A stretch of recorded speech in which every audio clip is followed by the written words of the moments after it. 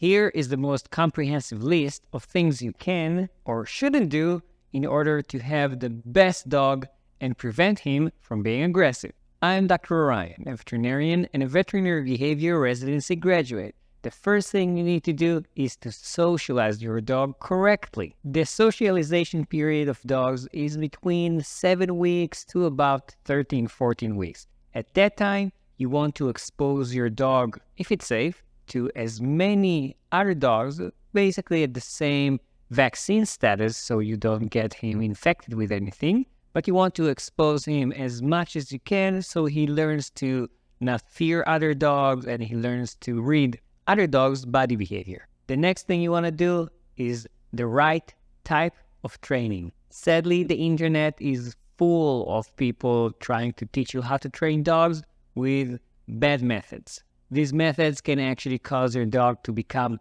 more aggressive and to become unpredictable. So don't listen to anyone who tells you to train using prong collars, choke collars, by hitting or yelling at your dog. Corrections don't work. They just make things worse. Eventually, with that type of training, your dog maybe might stop growling or might stop showing you that he's not comfortable in the situation, but you're not actually addressing the base of the problem. And that means that your dog is going to bite without giving you any warning. So you only want to use reward-based training methods. But if you are doing that and you're still not able to deal with all kinds of triggers, first try and identify what those triggers are. For example, is your dog aggressive mainly to men versus women? Is your dog aggressive mainly towards big black dogs versus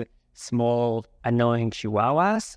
I apologize if you're a Chihuahua fan. Is your dog more aggressive inside the house versus outside the house, on his territory or everywhere? Once you identify those triggers, then the first step is to actually try and avoid them as much as possible, because you don't want to sensitize your dog. Every time that your dog is exposed to those triggers more and more and more, he will actually become more aggressive. So you want to avoid it as much as possible. Later on, you want to introduce the desensitization and the counter-conditioning, meaning trying to create that experience instead of something bad, something good. So you need to know what the triggers are, and you also need to know what the threshold for the behavior. So for example, you want to know if your dog is going to respond when he's 2 meters away or 3 feet away, or is it the opposite side of the street?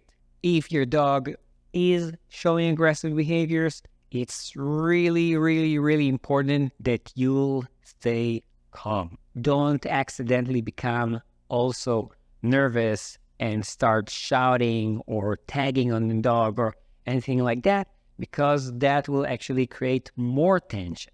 Now, I know it's a natural behavior for us to kind of like respond in that way when our dog is biting or barking or doing something bad, because it kind of like makes us look bad sometimes, or because we're just worried that our dog will do something bad to someone else. But if we also get nervous, if we start shouting, yelling, hitting or whatever, again, it will only make your dog more aggressive. Instead, try to calmly walk away with your dog, and that's it.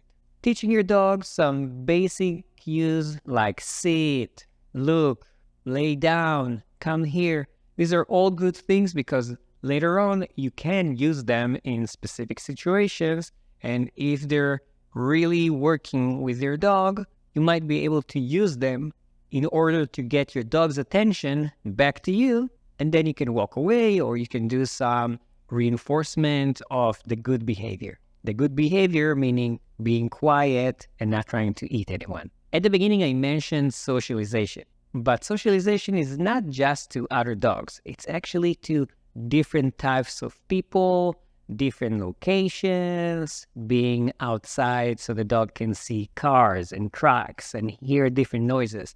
The more things your dog experiences, especially at that socialization period, the less likely he will develop all kinds of fearful or aggressive behaviors later on. Manage your dog's resources. That means you should let your dog have resources but don't try to force him into sharing those resources with people or other dogs.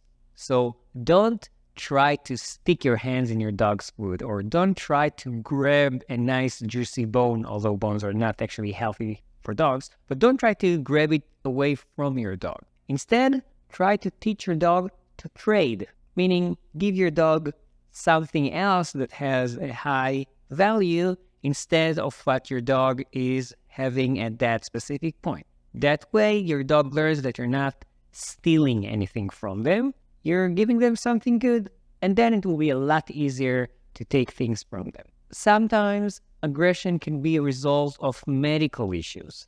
Basically, anything that causes discomfort to the dog can also cause behavioral changes.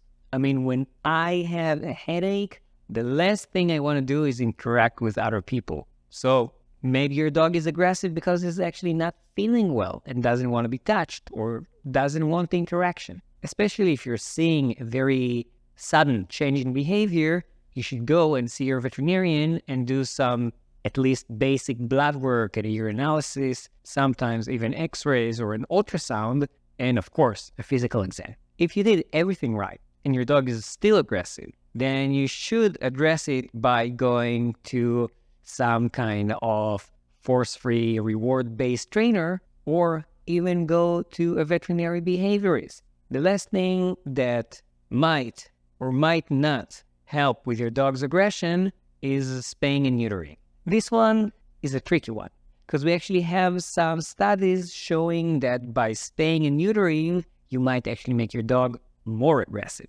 So I have to say that me personally, this is probably not the first thing that I will advise before trying to solve it with other methods, like with behavior modification, with environmental management, and sometimes with medications. If the behavior is definitely because of having high levels of testosterone, so for example, your dog is becoming crazy aggressive to other dogs whenever there's a female in heat around him, then yes, the neuter will probably solve it, but not always.